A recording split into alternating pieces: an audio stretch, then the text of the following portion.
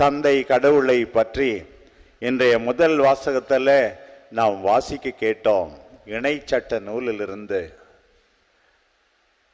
ஆண்டவர் எப்படி அடிமைத்தனத்தில் அல்லலுற்ற மக்களுக்கு விடுதலை கொடுத்தார், தன்னுடைய மக்களாக தேர்ந்து கொண்டார், பல்வேறு அற்புதங்களை செய்தார். 4 கேள்விகள் கேட்கப்படுகின்றன. வேறெங்காவது இப்படியெல்லாம் நடந்ததுண்டோ? நெருப்பிலே ஆண்டவர் பேசியதை கேட்டதுண்டோ? கேட்டும் வாழ்ந்ததுண்டோ? தனக்கென மக்களை சொந்தமாக்கி கொண்டதுண்டோ?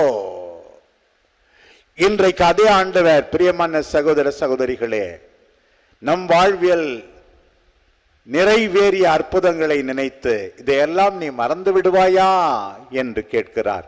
ஒரு பக்கம் வல்ல கடவுள், அக்கறையுள்ள கடவுள், படைத்த கடவுள், பராமரிக்கின்ற கடவுள்.